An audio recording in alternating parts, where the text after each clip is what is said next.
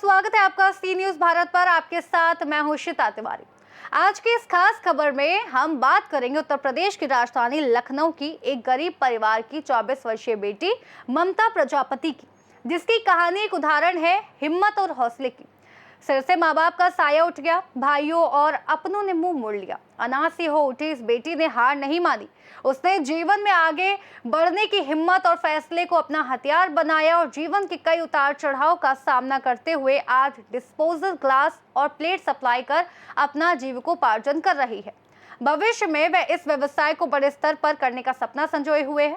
आइए देखते हैं हमारे संवाददाता उमेश विश्वकर्मा की ये खास रिपोर्ट।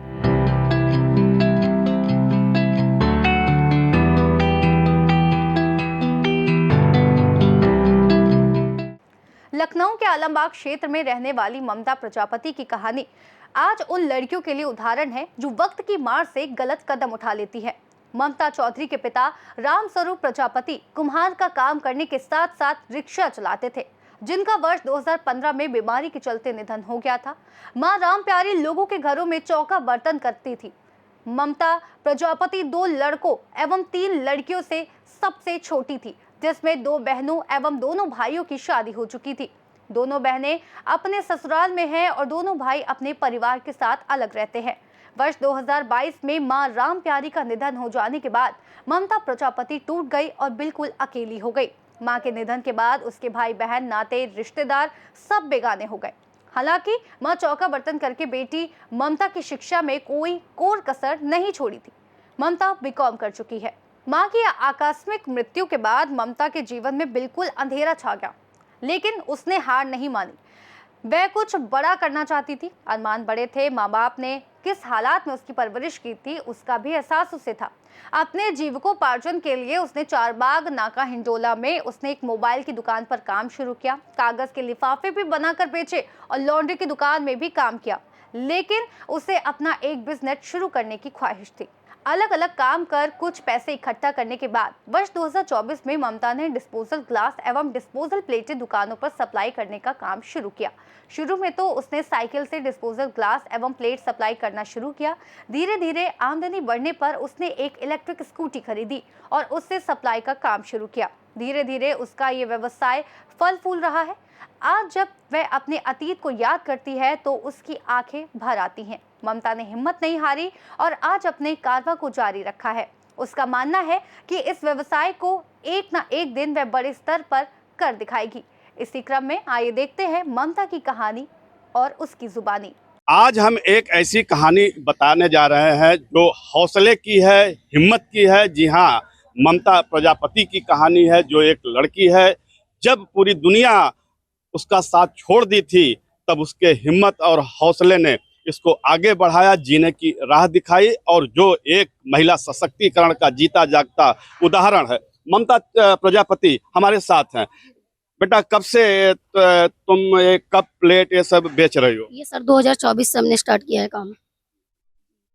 क्या आपके जीवन में क्या ऐसा बदलाव आया, क्या उतार चढ़ाव आया, जिसको लेके आप इस एक लड़की होके स्कूटी से, कभी साइकिल से, ये आप गिलास लोगों को सप्लाई कर रही हो, कप प्लेट सप्लाई कर रही हो? पर माँ के जाने के बाद में हमने दुकान पे काम किया, 2-3 दुकानों पे काम किया। धीरे धीरे नहीं समझ में आ रहा था। दिन भर आते थे, हार जाते थे। आकर के शाम को एक दिन ऐसे बैठे बैठे रात में सोचा कि कुछ अपना करना चाहिए, कि थोड़ा पैसा भी आए। दुकानों पे जा जाकर 6-7 हजार रुपए हमको मिलते थे, उससे हमारा नहीं गुजारा हो पाता था। अपने बारे में थोड़ा बताइए। घर में कौन कौन है? घर में सर हम लोग 5 बहन भाई हैं, जिसमें 4 बहन भाइयों की शादी हो गई। सबसे छोटे हम ही हैं। पिताजी क्या करते हैं? पिताजी हमारे जो है रिक्शा चलाते थे, उनका देहांत हो गया 2015 में। और माँ भी हमारी जो है चौका बर्तन करती थी, उनका देहांत हो गया 2022 में। माता पिताजी दोनों का देहांत हो गया, उसके बाद आप बिल्कुल बेसहारा हो गई। भाइयों ने नहीं साथ दिया? भाइयों ने सर अपना अपना सब देखा, अपना अपना क्या साथ देंगे। वो सब अपनी फैमिली में मस्त थे। कोई कहता था 200 रुपए ले लो, 300 रुपए, कभी कदार वो भी दे दिया तो दे दिया। बिल्कुल टूट चुके थे सर। कैसा लगा जब आपको लगा कि आप बिल्कुल अकेले हो चुकी हैं, आगे पीछे कुछ नहीं है, जीवन में बिल्कुल अंधेरा सा दिख रहा होगा? उस समय क्या महसूस हो रहा था और ये हौसला कहाँ से आया कुछ करने का? सर अपने माँ के जो देखे हुए सपने थे उनको बस पूरा करने का हौसला था, कि बस उनकी जो उन्होंने सोच रखा था, बस कुछ करना है तो कुछ करना है आगे।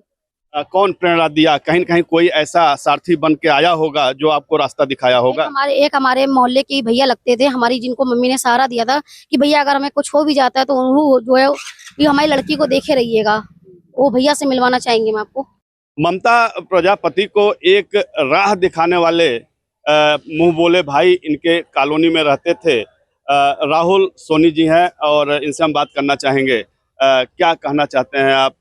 ममता जैसी एक बेसहारा हो चुकी लड़की को आपने जो एक प्रेरणा दी और आज ये अपने स्वावलंबन की तरफ दिशा में कदम बढ़ा रही है। सर, जब इनकी माँ खत्म हो चुकी थी तो ये बिल्कुल अकेली पड़ गई थी। मैं देख रहा था कि ये भगवान ये करेगी क्या, क्योंकि भाई बहन को कोई साथ दे नहीं रहे थे। तो हमने सोचा कि ये क्यों ना हम साथ दें। तो एक मानवता के नाते हमने इनका साथ दिया और ये लड़की बहुत मेहनती थी।